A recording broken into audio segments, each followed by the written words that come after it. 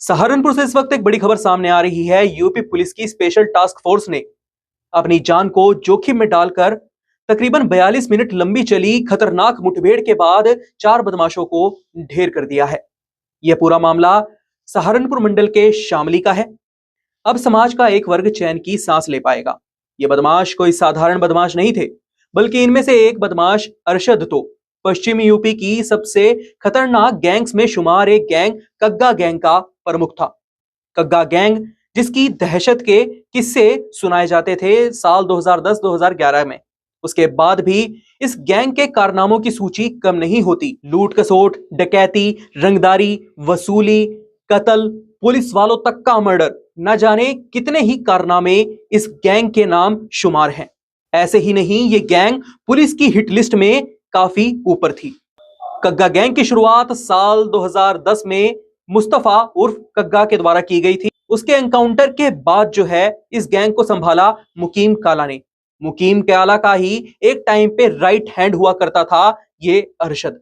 मुकीम काला भी काफी सुर्खियों में रहा क्योंकि उसने फिल्मी अंदाज में तनिष्क शोरूम में एक बड़ी डकैती को अंजाम दिया था। पुलिस वालों की वर्दी पहनकर वह तनिष्क शोरूम में घुसा, उसके बाद वहां पर डकैती को अंजाम दिया और जब वहां से भागने लगा और पुलिस वालों ने उसका पीछा किया तो उसने हवा में नोटों के बंडल उड़ा दिए। लोग नोटों को झपटने के लिए बीच में आ गए, जिसकी वजह से पुलिस का रास्ता रुक गया और मुकीम काला अपनी गैंग के साथ वहां से फरार हो गया। ये पूरा एनकाउंटर कैसे हुआ, पुलिस को कैसे खबर मिली, पुलिस ने क्या कार्रवाई करी, पूरी खबर हम आपको विस्तार से बताएंगे। बने रहें वीडियो के अंत तक। शामली में मेरठ एसटीएफ और बदमाशों के बीच करीब 42 मिनट तक एनकाउंटर चला। एसटीएफ एसपी ब्रजेश ने बताया कि दोनों ओर से 30 से अधिक राउंड फायरिंग की गई। पुलिस अफसरों का दावा है कि पिछले करीब 16 सालों में पश्चिम यूपी की यह सबसे बड़ी मुठभेड़ है। बदमाशों ने 12 पुलिसकर्मियों की टीम पर ताबड़तोड़ फायरिंग की। जवाबी फायरिंग में 3 बदमाशों को कार में मार गिराया, जबकि एक बदमाश कुछ दूरी पर ढेर किया। पश्चिमी यूपी में साल 2010 के दौरान कग्गा गैंग की दहशत थी। गैंग के सदस्य रंगदारी से लेकर अन्य वारदातों को अंजाम देते थे। खास तौर से गैंग की व्यापारियों में दहशत थी। साल 2011 में कग्गा को पुलिस ने एनकाउंटर में मार गिराया था। उस समय ही इंस्पेक्टर सुनील कुमार एसटीएफ में आए थे। वह ददुआ, ठोकिया समेत कई के एनकाउंटर में शामिल रहे।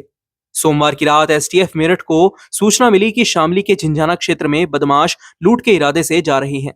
सूचना पाते ही एसटीएफ मौके पर पहुंची। सूत्रों ने बताया कि उदपुर के ईंट भट्टे के पास ब्रेजा कार सवारों को रोकने का प्रयास किया।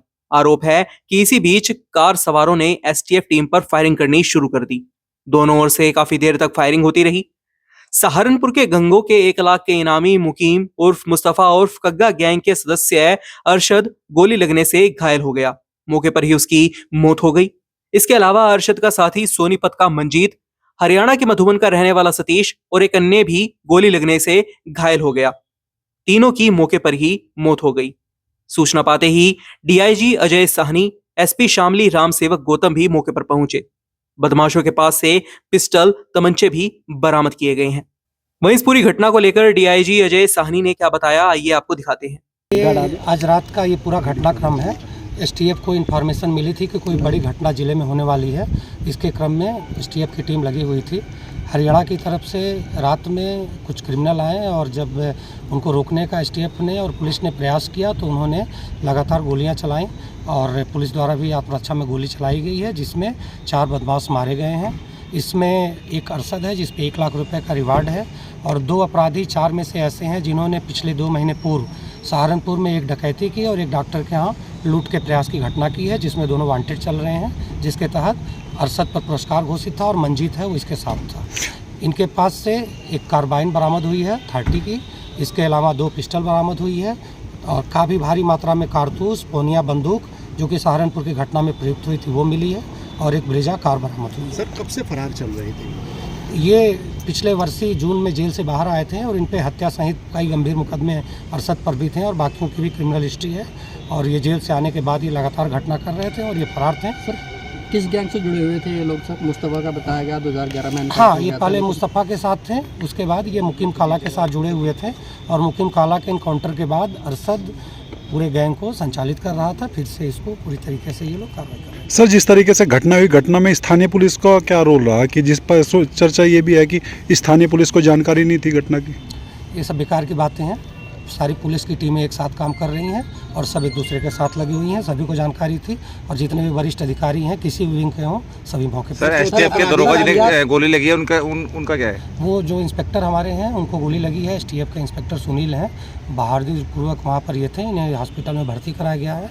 वर्तमान में ये मेदांता में है, वेदांता गुड़गांव में उनका इलाज चल रहा है। एक अज्ञात बदमाश था सर, उसके पहचान का प्रयास अभी किया जा रहा है। फोटेज आरोप की गया, उसके पहचान का प्रयास किया जा रहा है। ब्रेजा गाड़ी जो बरामद हुई है, क्या उस पर भी कोई मुकदमा पहले से लिखा चोरी? जैसा कि आपको बताया गया कि घटनाक्रम रात का है, सुबह तक ये सारी चीज़ें चलती रही हैं, इन्वेस्टिगेशन हो रहा है, सारी चीज़ें जैसे सामने आएंगे।